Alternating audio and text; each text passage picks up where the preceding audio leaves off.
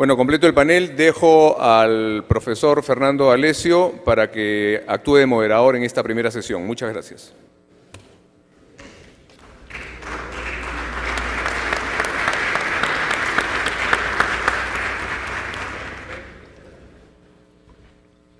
Damas y caballeros, nuevamente bienvenidos a Centrum Católica. Tenemos la primera sesión que se denomina Crecimiento Económico, Reducción de la Pobreza e Igualdad de Oportunidades. Los expositores son el doctor Alfredo Torne, ministro de Economía y Finanzas, el doctor Mario Pesini, director del Centro de Desarrollo de la OCDE, y como panelistas la señora Mary Holward-Bramier, economista jefe de Comercio y Competitividad del Grupo Banco Mundial, y la señora Viviana Caro Hinojosa, representante en el Perú del Banco Interamericano de Desarrollo. Vamos a comenzar esta sesión hablando un poco sobre el crecimiento que ha tenido el Perú desde los años 90 y el cual ha venido acompañado lógicamente de una notable reducción de la pobreza, de un 45% el 2004 a un 20% el 2014. Pero el desarrollo no solo lo podemos medir por crecimiento y acceso a los recursos. En el Perú siguen existiendo grandes desigualdades en diferentes dimensiones del bienestar, como por ejemplo el acceso al servicio a la salud, a la educación de calidad y al trabajo formal. Quiero introducir rápidamente a nuestro primer expositor, que es el doctor Alfredo Torne, ministro de Economía y Finanzas.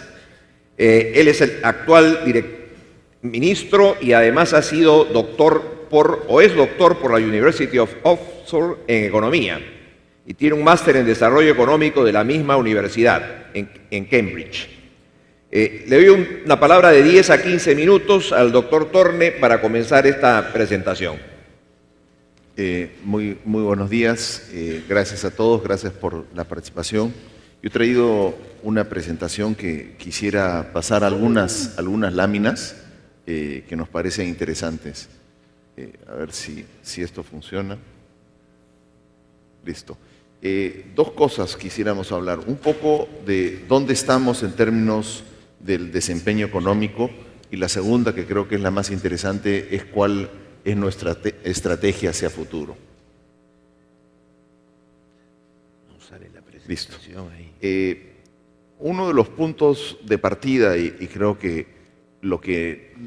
como nosotros pensamos el tema, es de que si nosotros hacemos una proyección del Perú hasta el 2021, nuestro crecimiento más o menos se va a ver estancado alrededor del 4%, que esto es lo que ven ustedes en la lámina del lado izquierdo. Y la pregunta es si es que esto es suficiente. Nuestra respuesta es obviamente no. Durante el fin de semana ustedes van a ver el número del PBI para el mes de agosto. Va a ser un buen número. Sin embargo, lo que vamos a ver es que gran parte de ese crecimiento está sostenido por los sectores primarios. Pesca, que ha tenido un buen desempeño, y la minería, que también ha tenido un buen desempeño. Los sectores para el mercado interno, para el consumo interno, no han tenido un gran desempeño. Aquí en la lámina del lado derecho descomponemos el crecimiento entre sus componentes capital, trabajo y la productividad total de factores. Y si ustedes ven, el 2016 ya tenemos un decrecimiento en la productividad total de factores. Nuestro programa tiene como objetivo precisamente mejorar esta productividad. Aquí, si nos dejan pasar, aquí al lado izquierdo tenemos la distribución empresarial. Y si ustedes ven, gran parte del trabajo está concentrado en las pequeñas empresas. Las grandes empresas prácticamente tienen, el número de empresas, mejor dicho, es muy pequeño, que es lo que están viendo hacia el lado derecho de la primera lámina. Al lado derecho simplemente comparamos las empresas por régimen laboral. No me quisiera concentrar. Aquí me quisiera concentrar en el empleo informal. Aquí al lado izquierdo ustedes ven que gran parte del empleo informal se concentra en la pequeña empresa. Sin embargo, también hay empleo informal en la gran empresa. Y a la derecha, que quizás es el punto más importante que me gustaría hacer, es el tema de la productividad. Una gran empresa en el Perú es casi 2 veces más productiva que una pequeña empresa.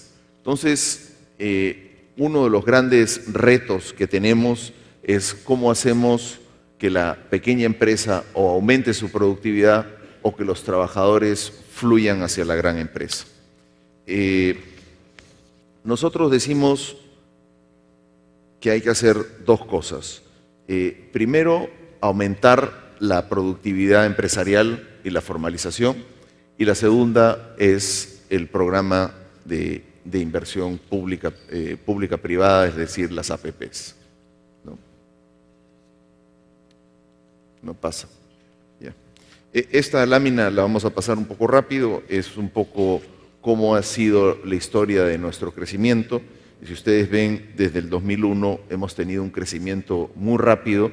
Nuestro reto es obviamente mantener estas altas tasas de crecimiento, ¿no? Aquí también esto es una lámina que la podemos pasar de una manera rápida, pero creo que esto refleja mucho el programa que tenemos con la OECD. Nos va muy bien en la estabilidad macroeconómica, nos va muy mal en la informalidad laboral, indicador de infraestructura y la diversificación económica, ¿no? Que son los temas que la OECD ha tocado. Vayamos, sí, los amarillos del presidente, efectivamente. Aquí se supone que es de una manera resumida, pero creo que ustedes no van a poder leer nada. Lo que se trata es de dividir un poco nuestra estrategia en corto plazo y mediano plazo y resumirla en tres partes. Yo quisiera dejarles esta presentación, se la vamos a dejar a ustedes, pero el primer punto es que necesitamos reactivar la economía, necesitamos una serie de reformas que nos permitan llevar la economía por encima de su crecimiento potencial. Dentro de las medidas de corto plazo está el destrabe de los programas de las inversiones que hemos heredado, y en el mediano plazo tenemos que reformar todo el sistema de inversión pública. Con respecto a la productividad, en el corto plazo estamos tomando una serie de medidas para reducir la evasión, mejorar el compromiso al pago, es decir, mejorar la calidad de la SUNAT. Estamos muy comprometidos con la reducción del IGB y después maximizar los recursos de las regiones. En el largo plazo necesitamos fortalecer una Comisión Nacional de Competitividad, que ahora le vamos a llamar Competitividad y Formalización, que es la comisión desde la cual vamos a lanzar todas nuestras medidas para la formalización, pero más importante es la competitividad. La segunda es la reforma de la SUNAT. Tercera es una simplificación administrativa que está a cargo de la PCM. Cuarto es capacitación de las MIPES y pymes. Quinto es el diseño de nuevos esquemas de financiamiento. Nosotros tenemos 4 instituciones públicas de financiamiento y que las vamos a utilizar para hacer inclusión financiera y sobre todo para llegar a la pequeña y mediana empresa. Por último, el tercer gran eje es la consolidación fiscal. Todo esto tiene que ser hecho en un marco en que el ancla fiscal está muy sólida. Estamos haciendo un cambio en la regla fiscal. La siguiente lámina presentamos un poco la estrategia de formalización. Aquí lo que nosotros decimos es que hay 3 formas de ver la formalización. La primera son los costos de la formalidad. Es decir, hoy día para ser formal hay que pasar por muchísimos costos, ¿no? Nosotros hablamos mucho de la simplificación tributaria, del acceso al crédito. Nuestra Comisión Nacional de Competitividad y Formalización va a identificar estos costos y después los incentivos a las pymes. Obviamente, dentro de los costos están los costos tributarios, pero también están los costos laborales, ¿no? El segundo es la calidad de nuestros servicios. Hoy día un informal creo que tiene muy pocos incentivos para hacerse formal, precisamente porque los beneficios de la formalización para ellos no son muy buenos. Y por último, tenemos que cambiar el sesgo antiformalidad, ¿no? Aquí esta lámina la pasamos muy rápido. El esquema es sustituir la inversión minera por inversión en infraestructura, y de esa manera vamos a fortalecer la inversión privada. Esta lámina muestra un poco la inversión en infraestructura y la idea es de que las APPs lleguen más o menos a 1.2% del PBI en 2018, de más o menos 0.4 donde estamos hoy día. Aquí tenemos la relación entre la complejidad económica y la infraestructura. Ahí mostramos dónde está la OECD, dónde estamos nosotros. Obviamente que es un gran reto para nosotros la diversificación productiva. Esta lámina, a mí me gustaría concentrarme unos minutos en esta lámina. Esta lámina muestra cómo es que están distribuidos nuestros sectores económicos. Y si ustedes ven, en el 2005 el segmento B y C representaba el 37.6% de la población y el D, que nosotros le podemos llamar la clase emergente, el 42%. Conforme va el crecimiento económico, lo que vamos a ver es que este triángulo se convierte en un rombo y lo que hacemos es que vamos fortaleciendo las clases medias, que finalmente es el objetivo central de nuestro desarrollo económico, es basar el crecimiento sobre las clases medias, hacerlas más productivas, aumentar su calidad de consumo y convertirlas en el actor principal de este nuevo desarrollo económico. Aquí tenemos el tema tributario, tan criticado por algunos, pero aquí a la izquierda ponemos, no queremos entrar en gran debate, pero ponemos la tasa del IGB para una serie de países y al lado derecho ponemos la recaudación con el IGB. Y lo que mostramos es que a mayor la tasa del IGB, menor es la recaudación. Entonces, nuestra propuesta siempre ha sido de bajar el IGB. Le hemos pedido autorización al Congreso, nos han dado 1% a partir del 2017, pero la idea es gradualmente converger hacia el 15%, que es el promedio de América Latina. Y si ustedes ven, si es que llegamos al 15%, pues nuestra recaudación debería aumentar, ¿no? Al lado derecho muestran la inversión de las pirámides. Y aquí mostramos los contribuyentes en miles y al lado derecho la pirámide invertida es la recaudación. Esto es lo que nosotros necesitamos cambiar. O sea, no podemos crear un Estado moderno sobre la base de una concentración tributaria tan atomizada. Y obviamente, conforme nos convertamos en rombo, pues de esa manera lo que vamos a hacer es que vamos a generar una mayor base tributaria. Aquí quisiera pasar rápidamente estas láminas, ya el cronómetro me está molestando un poco. Aquí ven el incumplimiento del IGB y la informalidad, perdón, el anterior es el incumplimiento del IGB y la informalidad. Lo que ustedes ven es que obviamente la informalidad es uno de nuestros grandes detractores del IGB. Y después, al lado derecho, ven los ingresos del gobierno general con respecto a otros países y nos damos cuenta que nosotros estamos rezagados en términos de recaudación. Nuestra estrategia es buscar simplificar los impuestos, bajar los impuestos, formalizar para de esa manera aumentar el cumplimiento tributario. Esta lámina es muy interesante. Al lado izquierdo, ustedes ven, es otro de los cambios que nosotros hemos propuesto, que es simplificar el sistema tributario para la pequeña y mediana empresa. Al lado izquierdo, dentro de nuestro régimen actual, ustedes ven lo que le cuesta a una empresa pasar de un régimen a otro. Y lo que estamos mostrando ahí es que en el régimen actual hay una gran barrera a la formalización que viene por el sistema tributario. Esto es lo que nosotros tratamos de cambiar, y al lado derecho ustedes ven las facilidades de pago de los impuestos. Aquí está la reforma tributaria, creo que ustedes la conocen, consiste en la reducción del IGB, un impuesto nuevo a las empresas. Vamos a subir al punto más alto. De hecho, lo que vamos a hacer es que en la combinación entre dividendos e impuestos a la renta, lo que vamos a hacer es subir a la renta, pero bajar el del impuesto a la renta.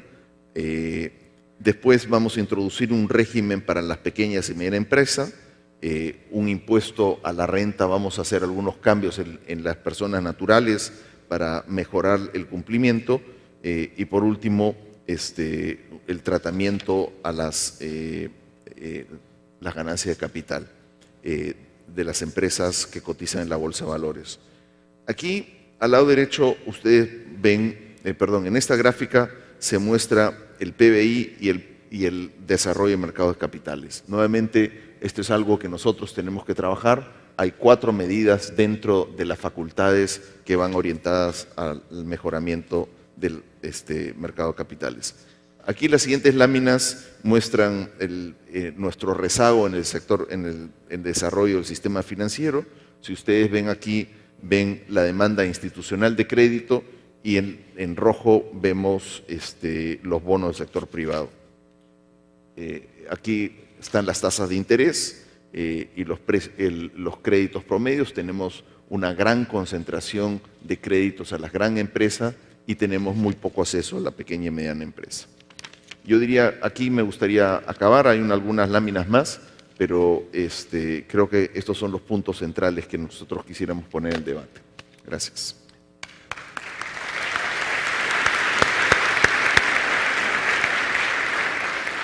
Muchas gracias, señor ministro. Realmente es alentador ver que en tan poco tiempo usted ha hecho un trabajo realmente excepcional, porque son tan solo 2 meses y medio que están en el cargo, y vemos que esto ayudaría muchísimo a nuestro camino hacia la OCDE.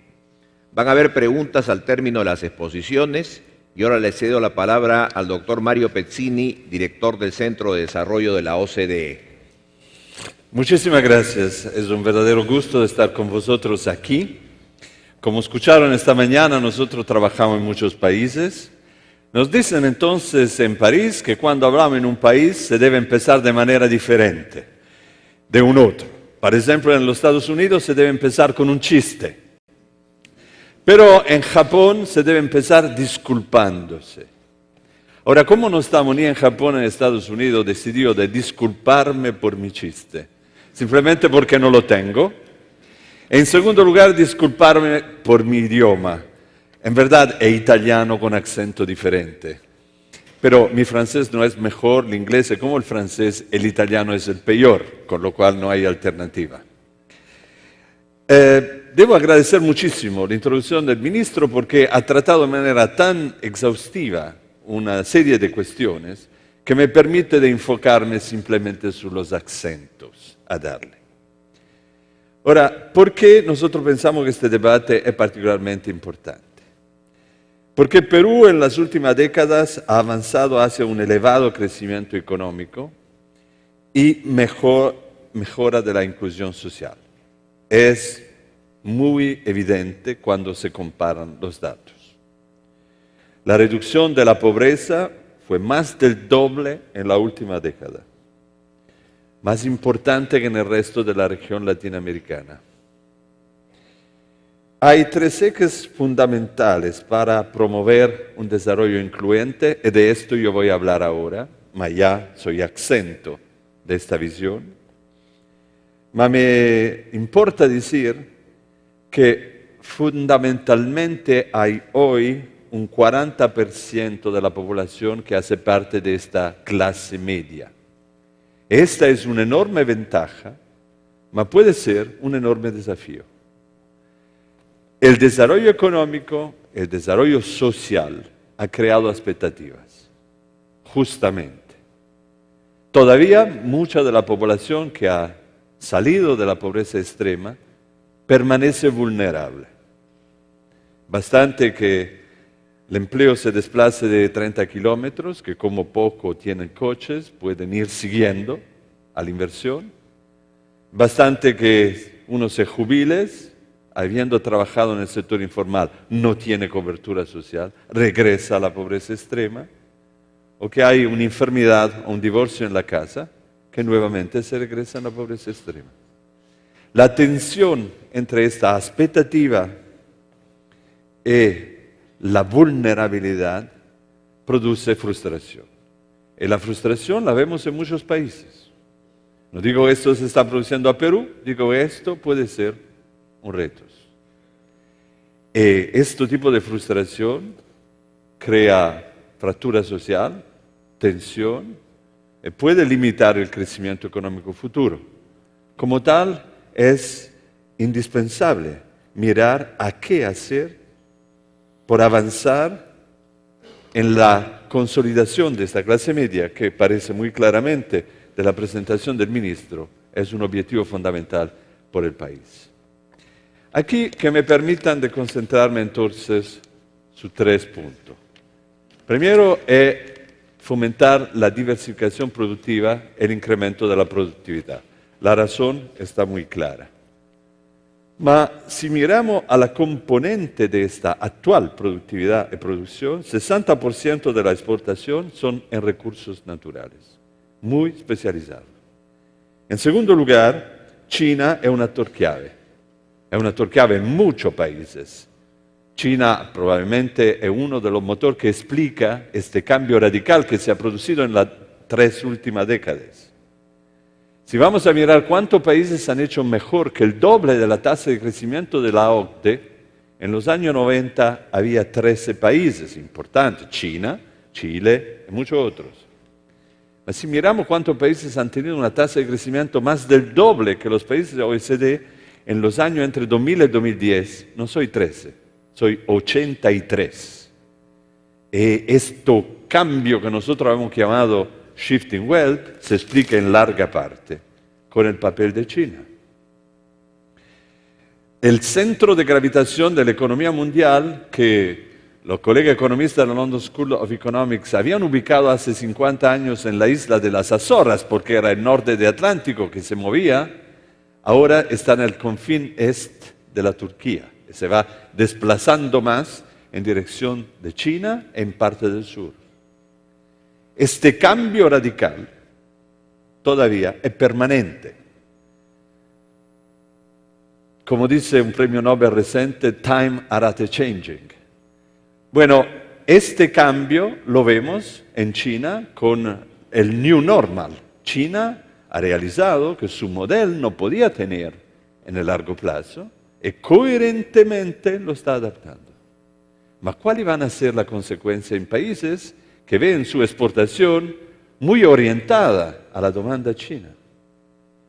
Es evidente que un crecimiento de las exportaciones, si se mantienen los parámetros actuales, va a ser en el 2030 de 3%, no de 16%.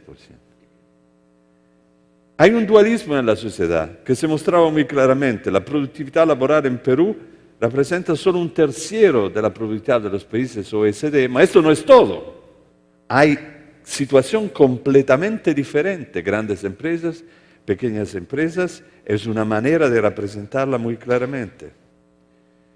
Ahora, si también podemos consolidar la característica comparativa actual, es decir, una tasa de crecimiento superior al 4%, como ha habido en las últimas décadas, solamente en el 2029 Perú va a pasar de un país de renta media a un país de renta alta. Es decir, le han necesitado 80 años por salir de la trampa de la renta media. En promedio, los países que conocimos, que lo han hecho, incluido España, Portugal, incluido Singapur, Corea del Sur, en promedio le ha tocado solamente 30 años. Evidente que debemos hacer con una sociedad que está más rígida y que necesita entonces cambio de manera mucho más fuerte. ¿Qué hacer en este marco? Ya el ministro lo indicó, más planeación, tanto a nivel nacional cuanto a nivel local. Una diversificación del comercio que debe necesariamente también orientarse hoy en el comercio latinoamericano. Solo 4% es el comercio con Chile, 2% con México, 1% del total del comercio se hace con Colombia. Entonces, una diversificación se mantiene indispensable. Por esto, una estrategia de innovación, utilizando también los acuerdos nacionales, puede ser útil. Cambiar es posible. Muchos países lo están tentando y algunos con éxito. El que también se ve en Perú es que hay ejemplos positivos que indican el camino. Hay cadenas de valor que se han afirmado, incluido en el sector natural, el espárrago, el aguacate, la mecánica, vosotros lo conocen. Entonces cambiar es posible. Mas se trata de hacerlo ahora, también aprovechando de ayuda de una creciente cooperación. Vio hoy, esta mañana, los colegas de COICA de Corea, que seguramente es un ejemplo igualmente muy interesante de cambio. Cuando hablamos del sector productivo, la tendencia es de pensar solamente a las empresas, ma en verdad el sistema productivo es un sistema. Y por supuesto, la infraestructura y los transportes son cruciales en este marco, la logística más en general. Ahora, vemos claramente que en América Latina este tema es en verdad mucho más importante del tema de comercio que siempre se cita. Los aranceles son solamente una parte de los costos de logística, una parte pequeña y que se puede reducir más. La relación entre costo de transporte y aranceles es 20 veces más alta que en los países OCDE. En un continente por lo cual los transportes son fundamentales, se producen commodities, por lo cual el costo de transporte es importante como el valor añadido por kilo es bajo. En un continente donde se produce producto fresco, entonces se deben consignar rápidamente. En un continente que está cercano de un grande mercado al norte, y del otro lado del Atlántico, que pide el just in time. Ma aquí nuevamente se trata de alinear los planes. Se trata de considerar una intervención integrada, no solamente infraestructura dura, ma cambiar también los aspectos blandos en los transportes. Y por esto la multimodalidad y el transporte urbano son indispensables como enfoque. Termino hablando del impacto negativo de la informalidad. Puedo hablar muy rápido porque el punto fue establecido para el presidente, para el ministro aquí, entonces solo acento. Un fenómeno que afecta al 70% de los trabajadores no es un fenómeno marginal. Y sobre todo no se puede explicar como tradicionalmente se hace en los países de la OCDE, soy los salarios que soy demasiado alto. No, aquí hay una parte de la sociedad que está organizada de manera diferente. No es solamente un resultado del mercado laboral, es una tradición. Una tradición negativa, porque se transmite de generación en generación. En la gente de joven vulnerable, que tiene 29 años, casi 2 de cada 10 no tienen empleo. Y alrededor de 5 de cada 10 trabajan en el sector informal. Es una sociedad que se reproduce. No se puede mantener. Si no, entramos en un mundo donde hay persona inútil y persona inserida en la sociedad. Esta exclusión de una parte de la sociedad se va a pagar, antes o tarde. La medida que presentó el ministro me debe coincidir largamente. Ante de todo, se trata de utilizar una lógica integral, no es un sector, no es el mercado laboral solamente. En segundo lugar, se debe trabajar con la cobertura, extender la pensión no contributiva, una cobertura universal es la manera por hacerlo. e encontrar la manera por reducir los costos de traducción de formal a informal. A hoy, un salario medio en Perú se trata de 20% del salario más si se deviene informal. Y si hablamos de los salarios más bajos, estamos hablando de 120% del salario si una empresa se transforma en informal. Es evidente que hay disincentivo mayor por todo esto.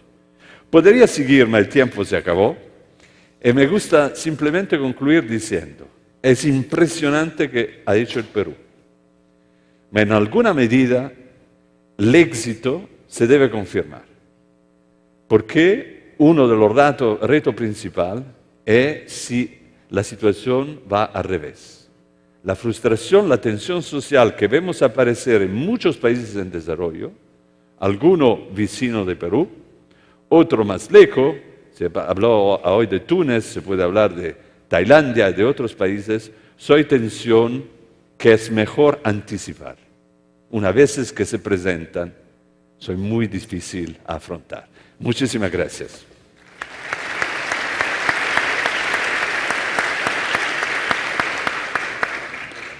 Muchas gracias, don Mario. Creo que sus palabras también son alentadoras, pero no nos mande hasta el 2028. No, de Muy renta bien. alta. Hay países que no soy de renta alta y que soy en la OECD. No se preocupe. Tenemos dos socios del gobierno del Perú, que son el Grupo del Banco Mundial y el Banco Interamericano de Desarrollo, y tenemos dos panelistas también de lujo, que son la señora Mary Hallward Driemeyer, economista jefe de comercio y competitividad del Grupo Banco Mundial, y le cedo la palabra. Great. Thank you very much. Gracias. I very much appreciate being here and welcomed and join the panel here. I would like to pick up on some of the themes that were brought out and reinforce the links between the productivity and the inclusion, because I think they are reinforcing trends, and if we can have a policy environment that really brings out the sort of mutual virtual cycle between them, you can achieve both the growth and the poverty reduction and the inclusive better life for all that has been talked about this morning. I think this is a moment where it is appropriate to look at what Peru has been able to achieve in terms of the growth in the last few decades. It really is a very good story, and it has been inclusive. The poverty reduction, as mentioned, is really dramatic. At the same time, Peru is now looking ahead and looking at the opportunity to be joining the OECD, to become a high-income country, and a number of the policy choices that Peru is facing in recent years are now shifting. It's a different sort of policy agenda, and it really is one that needs to focus on this productivity and what does it take to be able to use resources to bring more people into the formal economy, to use people and the resources in the economy to their full extent possible. And I think when you look at both the reports that the OECD have done, reports from the IDB as well as the World Bank, they are reinforcing each other in bringing out a number of the same kinds of issues. And that, in part, is this diversification agenda as one of the three things that was brought out, linked, I think, both on the second and third points that the OECD was emphasizing, the transportation and connectivity agenda, as well as these issues about employment and informality in particular. So Peru has a very open trade agenda and is commended for that, and yet for its income level trades less than would be expected. So it's not the sort of tariff regime, it's a lot of the other costs behind the border that really do need looking at. Some of that is actual transportation and physical connectivity. Some of it are the kinds of regulations or time it takes, some of the logistical support and other kinds of services that can enable businesses to do business. So I think there is work there. The OECD is coming out with some of the different kinds of indicators, as does the World Bank. This is one of the areas where we're engaging and appreciate that, being able to give Peru support on ways to really improve the ability to connect. And connecting to markets matters because that's where opportunities can expand. And it's in accessing more opportunities, access to more markets, that the pressure and incentive to be more productive really can be realized. So I think that's an important piece of the agenda. I think another piece of it is around innovation and being able to do new things or do things, some of the same things that are being done, but do them in a better way. And this is one where, again, when you're looking at a number of the other OECD benchmark countries, Peru has some room still to improve. And there's work that's being done looking at some of the support in the innovation systems around science and technology. There's just even some basic things around management skills. When you look at how you can raise productivity, some of it is reallocating resources to where they can be used more productively, but a lot of it comes from firms becoming better at what they do. And some of the really basic management skills is something that traditionally hasn't gotten as much attention, but growing sort of research showing that that is something that does deserve more attention to really improve how firms can perform. I think the other, in terms of the informality agenda, I think you can sort of approach it from different perspectives. There is an element in which there are costs, and look at what some of those costs are of becoming formal and being able to reduce some of those costs. You talked about some of the issues in the tax code, some of the regulatory features that can act as costs, because it takes a lot of time, there are a lot of procedures to do. But often the cost isn't a monetary one or just time. They serve as barriers, again, to being able to enter different kinds of markets or different kinds of professions, or to provide access to different kinds of markets. So I think that's an important piece of looking at that. But beyond sort of looking at what the costs of being formal and informal, there's the benefit side. And I think that's, again, something where we really want to put a lot of attention. How do you expand the opportunities of being in the formal sector? What are the kinds of markets and activities that you can access if you are in the formal sector, and expanding? Because that's where the growth and the productivity and the incentives, they're all sort of align. And being able to raise the productivity is what enables the firms to be offering both more jobs and better jobs, so that the benefits are shared more broadly. So I think one other sort of area where I think there's sort of access to more market opportunities, connecting again to the trade and broader connectivity agenda, are on some of these global value chains. Because this is something that brings a number of these different pieces together. As mentioned again earlier, Peru's involvement in a number of these global value chains is still below what would be expected, and often it's in primary goods. But the value added in those is low, and the broader sort of development spillovers, again, are low. And if you look at some of them, so yes, there's the natural resources, there's some of the different fruits and vegetables, but you look at some of the sort of content of what is in what Peru is exporting, and one of the things that comes out is less sort of integrative sets of goods. And what you see in a lot of other countries, and you look at some of the trends of what's happening in other parts of the world, is the servicification of a lot of exports. That it's not just things, there are a lot of services bundled into it, and that's where countries that are expanding their trade are really making big strides. And if you look at some of the content in Peru's exports, the share of services built into them is half that of OECD countries. And you look at some of the competitiveness of the services. This can be financial services, it can be marketing, other kinds of business supporting services, are not as either open to competition or as productive as they are in a number of other countries, even of equal income level, let alone some of the ones in the OECD that Peru is trying to emulate. So I think there is an agenda there that can improve and open up not just the opportunities in these sectors domestically. They are sort of key backbone services for a number of other sectors and firms in the country that can have sort of a much larger dynamic impact. So I think those are some things to really sort of be able to look at specifically that could have a sort of catalytic opportunity for Peru to expand opportunities and to really raise the productivity so Peru can achieve these various goals that it's setting for itself. Stop there. Thank you. Thank you very much.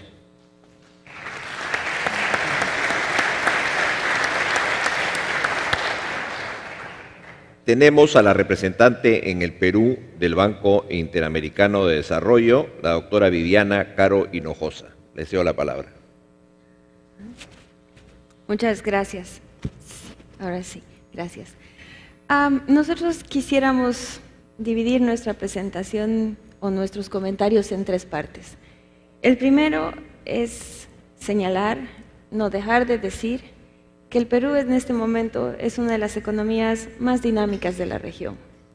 Está creciendo por encima del 3% en la actualidad, perspectivas de crecer por encima del 4% en el mediano plazo. Tiene un contexto en exportaciones que, como lo acabamos de ver, no ha sido solamente materias primas, sino cada vez son servicios que están incorporadas y que contribuyen a una matriz productiva más diversificada, una matriz productiva con cadenas más encadenadas, más eslabonadas, más fortalecidas. El Perú también tiene una solidez fiscal muy importante, pero tal vez una certeza de los actores económicos muy importante, que debe preservarse a lo que dé costa. Es tal vez un elemento que va a hacer mucho hacia adelante. El contexto es mejor del que teníamos hace 6 años, el internacional, ciertamente el interno también, y mucho mejor que el que tenemos hace 6 meses. Va a haber elementos de corto plazo, el fenómeno del Niño, va a haber elementos que hacen a lo que es un país emergente que está retomando una senda de crecimiento acelerada, temas de inflación y crecimiento del PIB, pero el país cuenta con los elementos en política cambiaria, en política fiscal, en política de inversión pública, que le pueden permitir tener una solidez institucional como para enfrentar una agenda que es la que estamos viendo el día de hoy. Una agenda en la cual la institucionalidad, todo el marco institucional, va a empezar a atacar los temas de informalidad, los temas de productividad, que en el largo plazo son los que principalmente han afectado el desarrollo, el mayor crecimiento del país y el de la región. Ha habido 2 elementos que han sido centrales en la propuesta del ministro, en la propuesta del gobierno: reducción de informalidad y mejora de productividad. En los estudios de productividad que lleva adelante el banco, tratamos de ver los temas de productividad e informalidad muy juntos, como parte del resultado de un entorno económico. Y es por eso que quería hacer énfasis en un entorno positivo, un entorno confiable, que es el que tenemos ahora. Un entorno en el cual tenemos el mundo laboral, el mundo de los créditos, el mundo de los impuestos y también el mundo de las instituciones, que en particular es uno de los elementos que más hemos visto en los estudios de la OCDE. Cuando las reglas de juego, cuando las señales de ese entorno no son las mejores, no son las más adecuadas, se afecta la productividad, se afecta también la formalidad y ambas se afectan mutuamente. No podemos hablar de una sola de las 2 problemáticas a la vez. Y es importante empezar a mejorar las señales de las instituciones, de los contratos, del esquema tributario, del esquema laboral, para que ese entorno económico permita dar mejores señales, para que las señales sean de mayor largo plazo, para que las decisiones de 2 actores muy importantes, quienes se van a emplear y quienes son los empresarios, sean las mejores dentro de los recursos que tiene la economía. La informalidad es muy costosa. Podemos tener una pequeña empresa muy pequeña y con muy baja productividad, pero esa pequeña empresa o esa microempresa ha tomado decisiones de crédito, de inversión, de adquisición de productos, que si los vamos sumando, generan muchos recursos, absorben muchos recursos de la economía de una manera no más eficiente y no más productiva. Nosotros no tenemos en este momento toda la información que sí se tiene tal vez en otros países de la región, por ejemplo México en este caso y para este indicador, pero sí hay elementos que son muy importantes incorporar en un análisis y en un diseño de políticas para este tipo de problemáticas. Tenemos a nuestro vicepresidente de Conocimiento, Santiago Levy, que estuvo con nosotros hace poco y nos decía que no hay una bala de plata de oro o de platino para temas como estos. Es un conjunto de políticas, mucha consistencia, también mucha secuencia y coherencia entre ellas, que son elementos que reconocemos ha estado viendo el gobierno en los últimos años, en una agenda en la cual se están incorporando de manera integral. Sí, hay hacia adelante muchas señales de que la institucionalidad que hace esta problemática va a empezar a ordenarse, va a empezar a modernizarse, ¿no? Y va a empezar a dar esas señales a los actores para mejores inversiones, para mejores decisiones, que van a llevar así a una mejora en la productividad del total de la economía. No es solo uno de los extremos de la gráfica, como decía el ministro, donde hay muy pocas empresas grandes. Es el otro extremo de la gráfica, en el cual hay muchas empresas muy pequeñas que también son tomadoras de decisiones y que son tal vez las que inclusive en el corto plazo van a permitir dar ese incremento en lo que es la productividad total del país. El banco considera que el protagonismo en los cambios como tomar esta agenda de largo plazo que se está planteando, residen en los países. Los países son los que adaptan e implementan las reformas y las hacen posibles en su entorno. Hay una decisión política, la ha manifestado el presidente, la han manifestado sus ministros. Tenemos decisores de política, tenemos autoridades que están llevando adelante un análisis de problemas, están evaluando soluciones, pero más aún van a llevar adelante una socialización y un consenso de las mismas con todo el país y con todos sus habitantes. Y son quienes las van a pasar por los otros poderes del Estado peruano, en este caso, el legislativo, las van a coordinar con el judicial, que es parte de una de las conversaciones que ustedes también van a tener el día de hoy. Y van a asegurar en el largo plazo su implementación y su efectividad. Instituciones de conocimiento, como las OCDE, la CEPAL, los bancos multilaterales de desarrollo, podemos jugar un papel complementario. Hay mucha experiencia, hay muchas lecciones aprendidas, podemos ayudar a acompañar lo que son análisis, recortar brechas, que es un tema muy importante, recortar tiempos en este análisis, porque especialmente a nivel de la región y como banco regional, hay mucha experiencia que hace a lo que es nuestro contexto. Sin embargo, jugamos un rol complementario, porque finalmente son los países los que van a llevar adelante este protagonismo. Un elemento que resalta finalmente en este caso es el esfuerzo particular que ha puesto el Perú en su articulación hacia afuera, APEC, Alianza del Pacífico y otras iniciativas. Y en particular, sí, también vemos que ellas han marcado un componente importante del éxito que ha tenido el país en los últimos 10 años. Sin embargo, también como lo han señalado las autoridades, el nivel de integración hacia adentro de los bloques es menor. Y ahí ciertamente nosotros, los bancos, los organismos internacionales, como lo ha mencionado Mary, tenemos un potencial de trabajo conjunto. Los temas de servicios, de articulación, de regulación, de mejorar este objetivo en particular de la Alianza del Pacífico, de un flujo casi perfecto de bienes, de factores de producción, puede ayudar muchísimo a que a nivel regional estas iniciativas se potencien.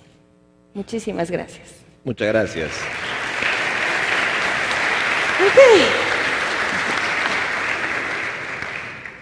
Agradezco mucho la participación de nuestros dos expositores y dos panelistas. El tiempo nos gana, pero tenemos algunas preguntas que yo no quisiera dejar de lado. Para el señor ministro, usted está hablando de hacer un cambio en el enfoque de la SUNAT con el fin de combatir la informalidad. Y el segundo punto, el tema de la diversificación productiva, que venimos hablándolo en el Perú desde hace unos años, pero no se ven resultados concretos. Y eso lo ha mencionado el señor Pezzini la importancia de la diversificación productiva. ¿Qué puede opinarnos al respecto, señor ministro? Bueno, la SUNAT estamos haciendo un cambio, yo diría, bastante radical. Creo que ya hemos empezado. El otro día estuvo el superintendente en el Congreso. Los ejes de la SUNAT, yo diría, desde el punto de vista de lo que a nosotros nos concierne, son 4 cosas que queremos cambiar. Uno es la visión cliente de la SUNAT. O sea, nosotros necesitamos asegurarnos que la SUNAT trate, yo diría, decentemente a todos los contribuyentes y los trate como el cliente más importante que tiene la SUNAT.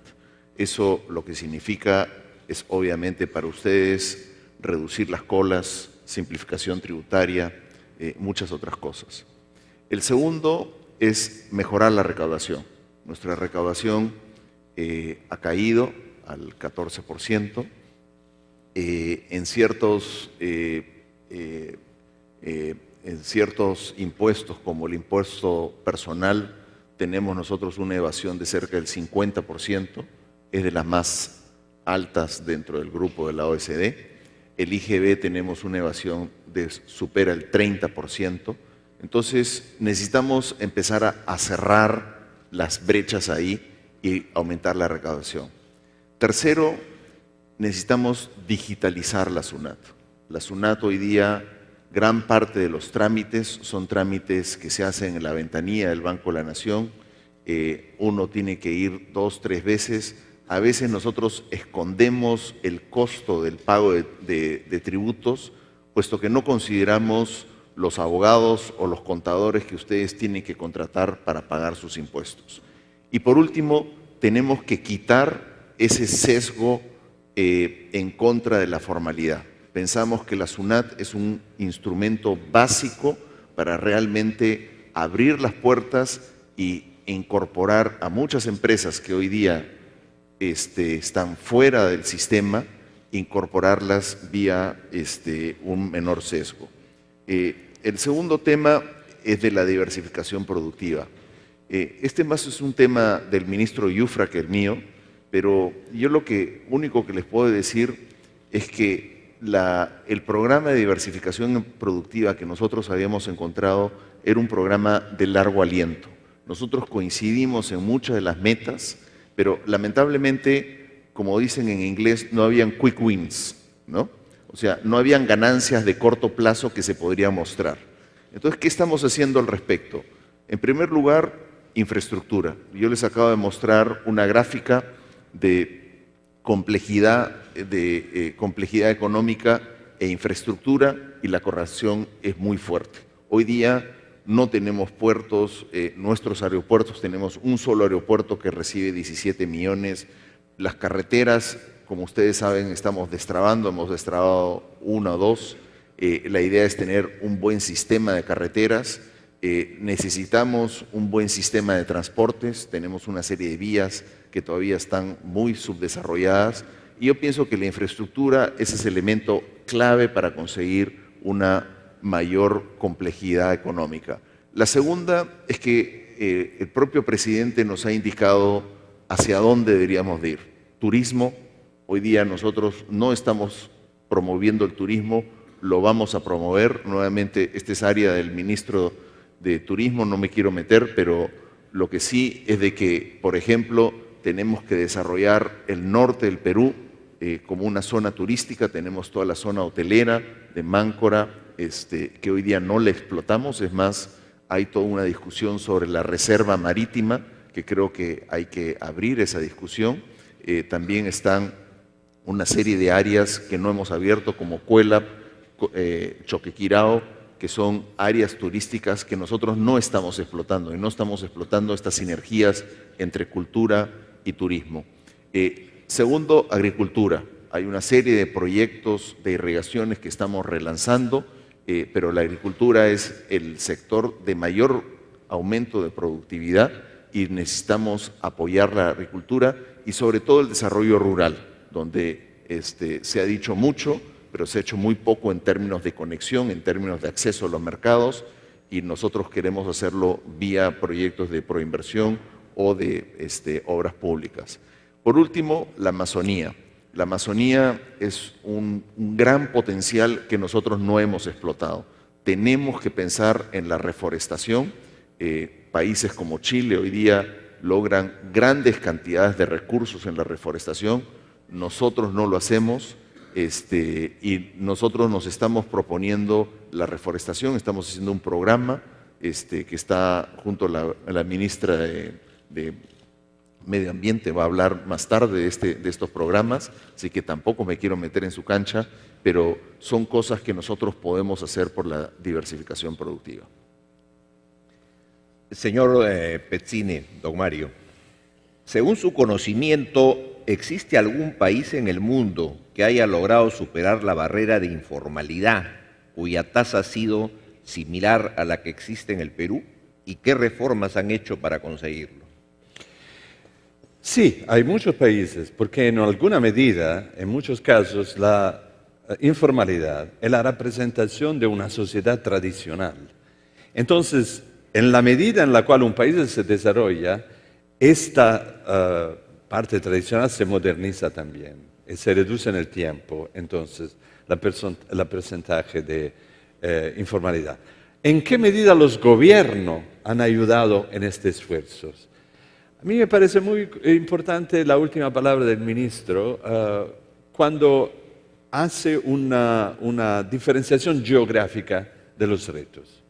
Creo que en muchos casos estamos hablando de sociedad tradicional y como tal la intervención debe ser una intervención territorial.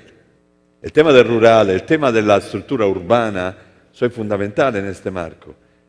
Yo diría también el tema de la economía local. En muchos casos, cuando hablamos de pymes, estamos hablando de una categoría abstracta. No hay pymes, hay muchos tipos de pymes. Hay pymes tradicional, que soy artesano con una tecnología universal, que hacen muchos diferentes tipos de productos sin tolerancia específica, que sirven una economía local en competencia imperfecta con otro artesano.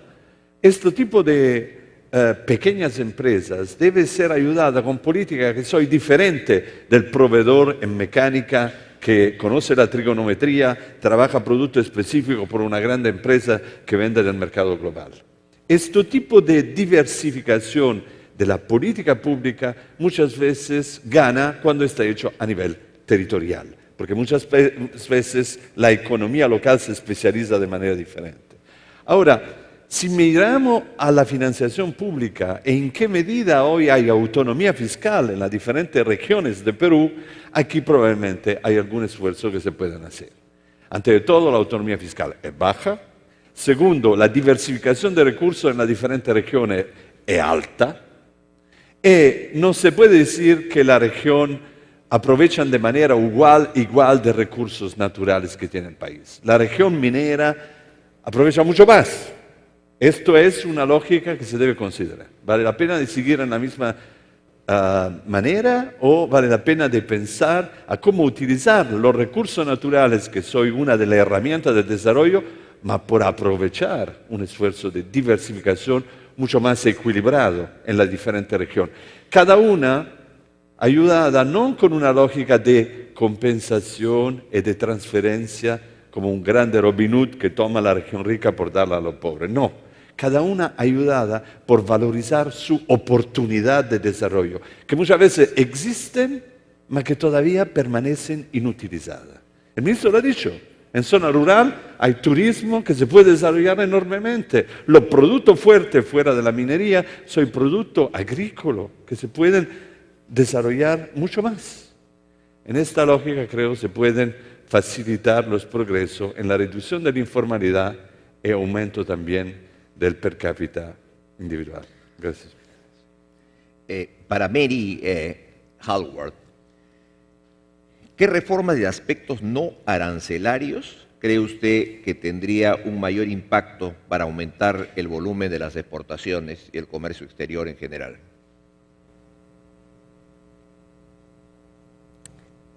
So, thank you. I mean, I do think this agenda that we've been talking about is the right sort of set of complementary kinds of policies. So some of it streamlining some of the regulatory compliance issues and bringing in line some of the costs, but really expanding the connectivity, the infrastructure, the supporting services to really enable there to be more access to a lot of these different kinds of opportunities. And I just want to bring up on one small point you had mentioned, which was some of these sort of e-government kinds of opportunities, that it does provide a great efficiency, and it has a lot of follow-on potential benefits. The question about some of the corruption that was discussed earlier in terms of some of the potential interactions between individuals, that's gone when everything is done online. There are lots of studies in other countries looking at how that increases compliance, including for small businesses. And another group that often benefits from this are actually women businesses, partly because of the time constraints in terms of either having to travel to lots of government offices. Often they're in smaller enterprises, but there can be a lot of additional benefits beyond the pure efficiency gain. So I think that's something I know that Peru is looking at, but I think that again would reinforce a lot of these other ones. And I guess the other one, which we haven't discussed as much and will be more this afternoon, is education, to really enable more people to have the kinds of skills to take advantage of these opportunities. So that for this afternoon. Para Viviana, ¿qué podemos hacer para mejorar las exportaciones de servicios y cómo el Banco Interamericano de Desarrollo puede ayudar en este sentido? A ver, hemos tenido no muy hace poco una serie de iniciativas regionales en las cuales hemos, LAC Flavors, agroalimentaria, acá justamente en Lima hace poco. Hay cadenas cada vez con un componente mucho más fuerte de servicios. Lo que es certificación, lo que son servicios fitosanitarios, zoosanitarios, lo que es compatibilidad de normativas son muy importantes para la exportación de servicios. Ese es uno de los elementos que ha estado central en las últimas negociaciones que ha llevado adelante el país, que ha llevado adelante la región. Es también un elemento central en un sector que el ministro ha identificado como prioritario, el sector agropecuario. Y es un área en la cual sería muy importante no solo continuar el trabajo que se está haciendo, sino también fortalecerlo. Una última pregunta para el señor ministro. Como usted sabe, señor ministro, este evento se está viendo en tiempo real, en streaming, posiblemente tenemos unos 50.000 personas en este momento conectados al sistema. Y muchas de las inquietudes que se han planteado están relacionadas a qué equipo ha formado el gobierno para orientar el trabajo hacia la OCDE el 2021. ¿Quién conforma este equipo y qué obligaciones se han adoptado? Bueno, primero creo que ya lo ha dicho el presidente en la sesión anterior, estamos totalmente comprometidos con este esfuerzo. Es un esfuerzo que, les cuento una anécdota que creo que es mejor forma de ver esto. Cuando a nosotros nos califican las agencias de rating, las agencias de rating nos califican por dos cosas esencialmente. Una es nuestra disciplina fiscal y nuestros niveles de endeudamiento, que es, como se dice, el pan comido de las calificaciones, es decir, el riesgo crediticio. Pero la segunda, que es muy importante y creo que la gente no conoce, es la institucionalidad del país.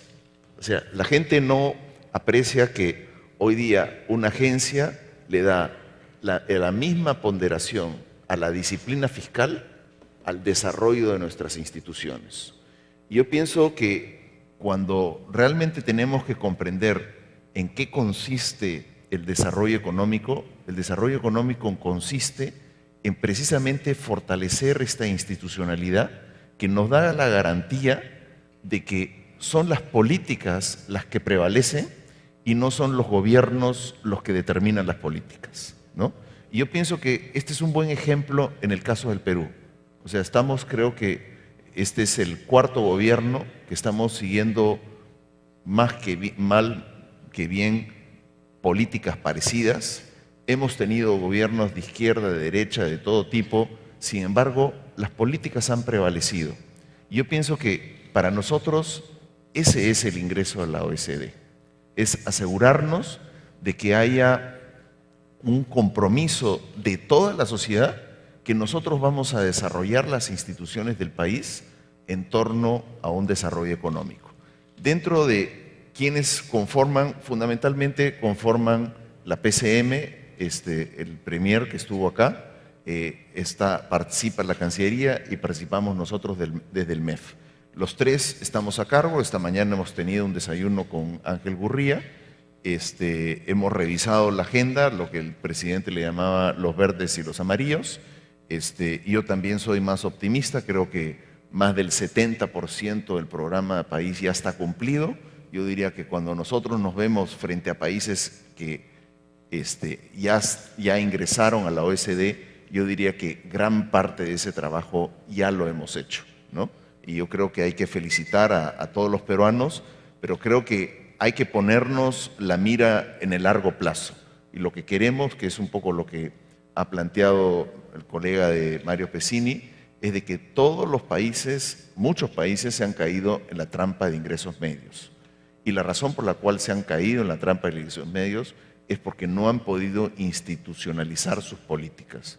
Y eso es lo que nosotros tenemos que hacer. O sea, si queremos que la pirámide realmente se convierta en rombo y que nuestras clases medias realmente logren este ascenso social, esta movilidad, pues necesitamos trabajar no solamente en la parte económica e informalidad, sino en educación, en medio ambiente, en salud, que son muchas de las áreas que nosotros, dicho sea de paso, hemos priorizado en nuestro presupuesto, ¿no? Muchas gracias, señor ministro. Hay muchas preguntas más que están llegando por WhatsApp. Tenemos una tecnología hoy día pues, que nos permite hacer todas estas cosas, pero el tiempo nos ha ganado, nos hemos excedido unos minutos, pero creo que era importante manejar todas estas preguntas. También quiero decirles que este evento culmina un esfuerzo de casi 4 meses de trabajo, donde han estado involucrados el gobierno peruano por medio de la PCM, de los ministerios, el grupo de la OCDE, que está trabajando con nosotros igualmente, el Banco Mundial, el Banco Interamericano de Desarrollo y Centrum Católica como ente académico que está comprometida en empujar este esfuerzo hacia la OCDE. Yo quiero agradecerle a los expositores y panelistas por esta extraordinaria primera sesión y le pido un aplauso para todos ellos.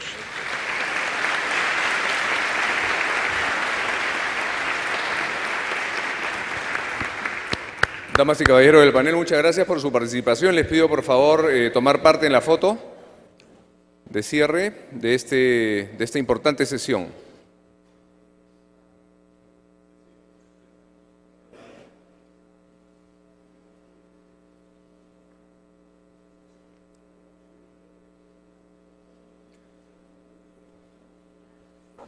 Damas y caballeros asistentes, a continuación vamos a dar inicio a la primera pausa de café.